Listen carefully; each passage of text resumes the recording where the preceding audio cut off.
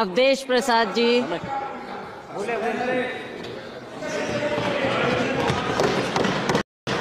माननीय सभापति महोदया, आपके प्रति हम बहुत आभारी हैं कि आज लोकतंत्र के विशालतम मंदिर में हमें संविधान जिसका 75 वर्ष की वर्षगांठ का शानदार चर्चा आज सदन में हो रही है, उसमें बोलने का मौका दिया।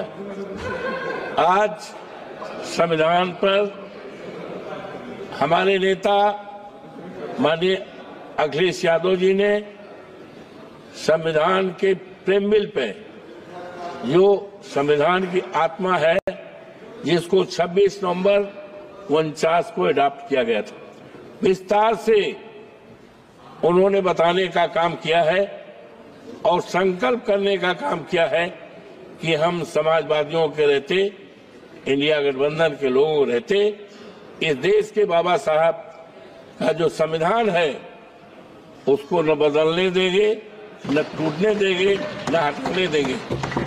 हम भारतीय संविधान लेकर देश की जनता का पैगाम हम दिल्ली आए हैं बचाने संविधान। अनवर, बहुत सी बातें माननीय रक्षा मंत्री जी ने ओपनिंग में बहुत सी बातें कही, लेकिन आज अफसोस के साथ कहना पड़ रहा है जो हमारे संविधान के प्रीमिल में है, जिसमें है we the people of India, Hindi में है हम भारत के नागरिक। इसमें जो मंशा है मनोहर, हम भारत के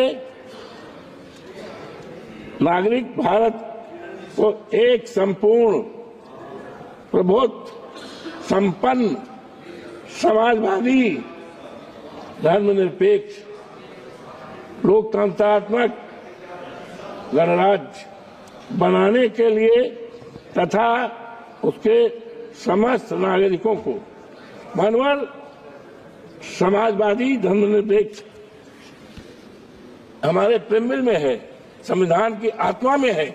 लेकिन आज अफसोस के साथ कहना पड़ रहा है कि समाजवाद का अगर इस देश में शुरुआत किया है तो आज दुनिया में नहीं है डॉक्टर राम मनोहर लोहिया जी ने, और उस समाजवाद को अगर देश में फैलाने का काम और देश में समाजवाद के आधार पर सरकार चलाने का कोई काम की शुरुआत अगर किया है तो आज ये दुनिया में नहीं है।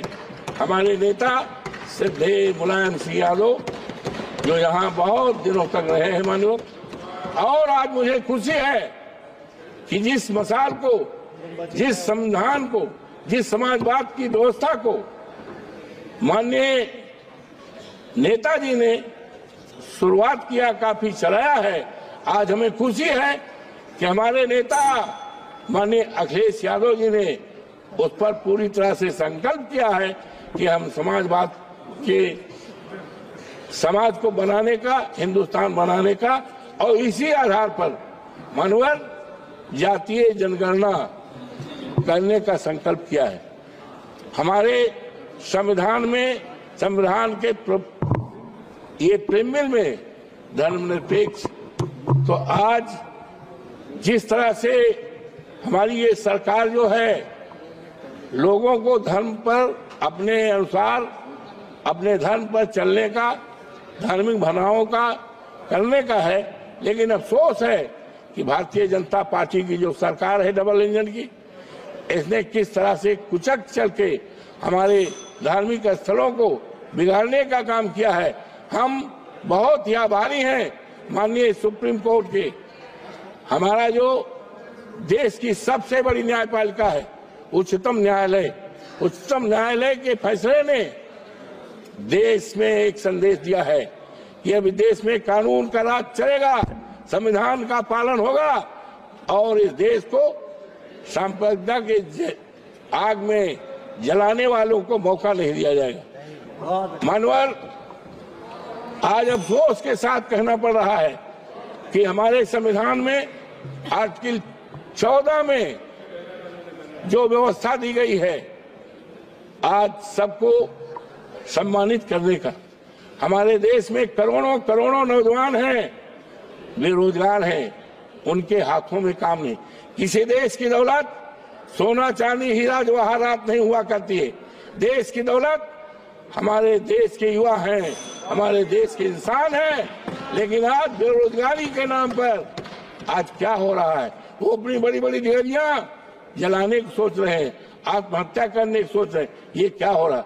आज ये जो सरकार है, आज हम बहुत ही आभारी हैं। अयोध्या जनपद मर्यादा पुरुषोत्तम राम की धरती है, यहाँ की मर्यादा पूरे देश दुनिया में प्रसिद्ध है। लेकिन भारतीय जनता पार्टी के सरकार में वहाँ की मर्यादा तोड़ी जा रही है, लोगों के घर को उजाड़ा गया है, तोड़ा गया है, और किसानों की जमीन कौड़ियों के दाम भी लिया गया है। मानवर, और ये दम भरते थे, अभी ये चर्चा आई अयोध्या से। हम अपने नेता माननीय अखिलेश यादव के प्रति आभार प्रकट करते हैं कि उन्होंने जनपद अयोध्या की फैजाबाद की लोकसभा सीट, जो सामान्य सीट है, उस सीट से वहां के देवतुल जनता ने हमें जिताया, और इस तरह का संदेश पूरे देश को गया है कि अब धर्म के आधार पर राजनीति नहीं चलेगी, राजनीति चलेगी बाबा साहब भीमराव अम्बेडकर के संविधान को बचाने की। अब राजनीति चलेगी इस देश में जातीय जनगणना कराने की, राजनीति चलेगी इस देश में महंगाई दूर करने की, राजनीति चलेगी इस देश में खत्म हो गया नौजवानों को सरकारी नौकरी देने की, और ये राजनीति चलेगी। लेकिन ये कहाँ को देश ले जाना चाहते हैं?